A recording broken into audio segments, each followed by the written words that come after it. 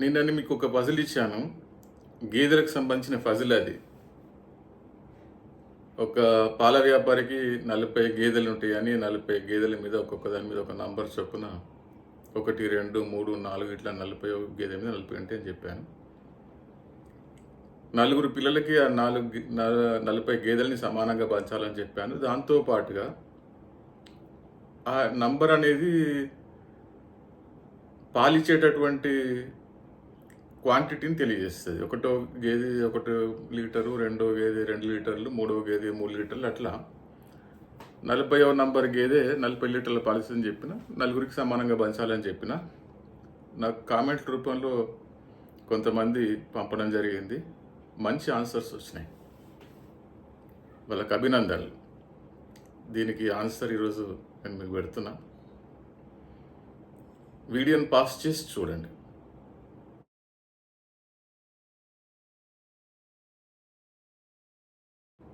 ఈరోజు ఇంకొక పజిల్ చెప్పనా మీకు. ఒక 7th క్లాస్ పిల్లవాడు తన బర్త్డే సందర్భంగా వాళ్ళ ఫ్రెండ్స్ని ఇంటికి పిలుస్తా, అమ్మా మా ఫ్రెండ్స్కి పులిహోర చేసి పెట్టు అంటే, అమ్మ అంది, నా దగ్గర 100 రూపాయలు మాత్రమే ఉన్నాయి. ఈ 100 రూపాయలతోటి మార్కెట్కి వెళ్ళి మామిడికాయలు, నిమ్మకాయలు, నారింజకాయలు, ఈ 3 రకాల కాయలు తీసుకురా. 100 రూపాయలకు 100 రావాలి. ఒక్కటి కూడా ఎక్కువ రావద్దు, ఒక్కటి కూడా తక్కువ రావద్దు. మీరు బహుశా ఆలోచిస్తుండొచ్చు, ఈ 100 రూపాయల లోపల ఈ 100 కాయలు ఎట్లా వస్తాయి ఈ రోజులని. ఇది పాతది, నేను చిన్నగా ఉన్నప్పటిది. అప్పుడు వస్తుండే కూడా. మరి మళ్ళీ చెప్తున్నా, మామిడికాయలు, నిమ్మకాయలు, నారింజకాయలు 100 రావాలి. 100 రూపాయలు మాత్రమే ఖర్చు పెట్టాలి. No cheating. ఆ పిల్లవాడికి మీరు హెల్ప్ చేయగలుగుతారా? ట్రై చేయండి. నేను మీకు ఒక చిన్న సంఘటన చెప్తా.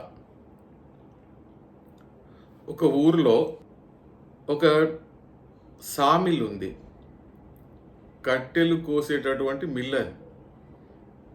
దాంట్లో లాగ్స్ అంటే మొద్దులు ఉంటాయి కదా, మొద్దులను కట్ చేసి దూలాలకు, ఫ్రేమ్లకు, వాసాలకు అన్నీ కట్ చేయంగా మిగతాది కొంత స్క్రాప్ ఉంటుంది.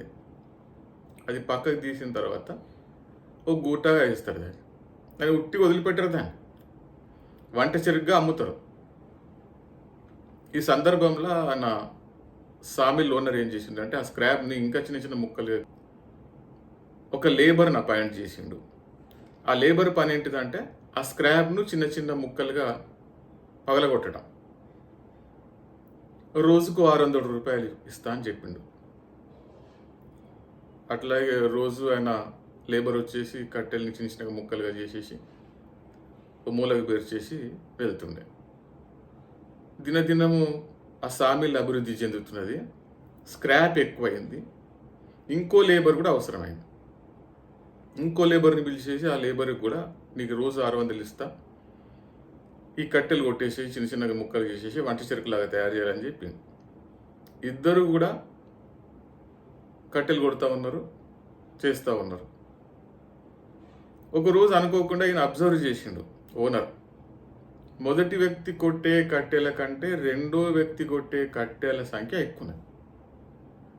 ఫర్ ఎగ్జాంపుల్, మొదటి వ్యక్తి 1 క్వింటాల్ కొడితే రెండో వ్యక్తి 2 క్వింటాలు కొడుతున్నాడు. నాకు మనసులో బాధ అనిపించింది. నేను ఊరికే పని చేయించుకుంటున్నా, ఆయన ఎక్కువ పని చేస్తున్నాడు కదా, కొంచెం ఎక్కువ జీతం ఇద్దాంలే అని చెప్పేసి 600లకు బదులుగా 800 ఇచ్చింది రోజుకి. అది నెమ్మదిగా మొదట ఆయనకు తెలిసింది. మొదట ఆయన ఓనర్ దగ్గరకు వచ్చేసి అడిగింది, నేను సీనియర్ను, మొదటి నుంచి నేనే కట్టెలు కొడుతున్నా, ఏమైనా గౌరవం ఇవ్వాలంటే, ఏమైనా వేతనం పెంచాలంటే ఫస్ట్ నాకు పెంచాలి, కానీ కొత్త వచ్చిన పెంచుతున్నావు ఏంటిది, ఇది తప్పు కదా అని అన్నాడు. దానికి ఓనర్ ఏమన్నాడంటే, నువ్వు మొదట వచ్చింది వాస్తవమే, నువ్వు సీనియర్ వాస్తవమే, కానీ నువ్వు కొట్టే కట్టెల సంఖ్య తక్కువ, ప్రొడక్షన్ తక్కువ. రెండో ఆయన నీకంటే రెట్టింపు కట్టెలు కొడుతున్నాడు, అందుకే అతనికి ఇంకొక 200 ఎక్కువ ఇవ్వాల్సి వచ్చింది, ఇస్తున్నా అని చెప్పి ఈయన వాదనకు దిగాడు. అట్టెట్లా కొడతాడు?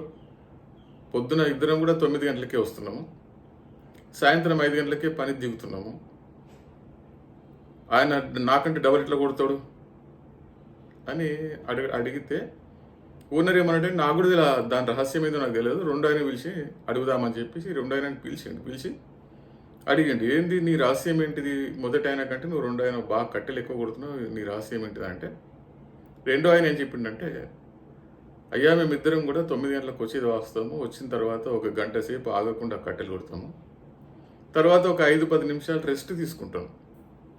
రెస్ట్ తీసుకునే టైంలో మొదట ఆయన సుట్ట తాగుతాడు, తర్వాత లోకాభిరామని అని చెప్తాడు, ఆ ఇంట్లో ఇట్లా జరిగింది, ఊర్లో ఇట్లా జరిగింది అని చెప్తూ ఉంటాడు.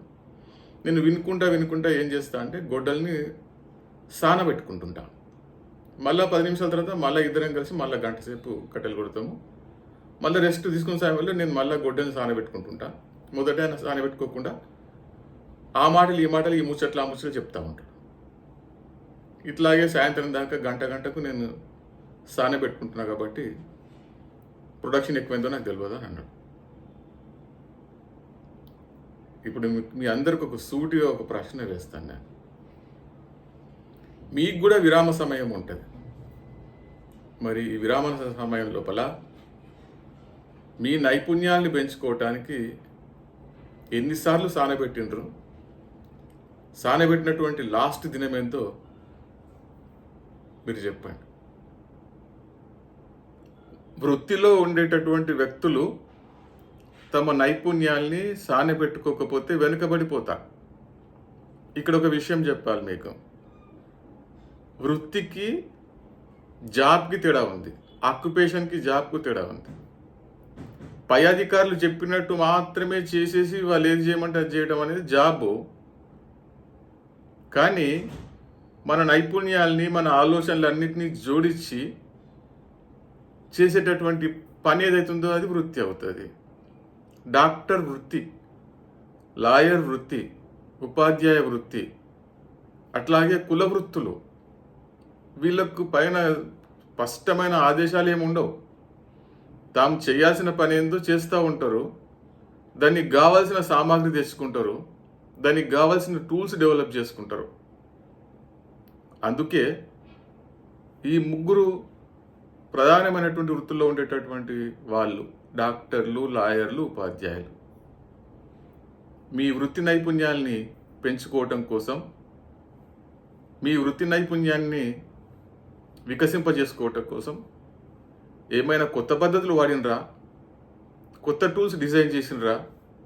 ఒకవేళ చేస్తే కామెంట్ రూపంలో పెట్టండి, అందరికీ మనం సర్క్యులేట్ చేద్దాం.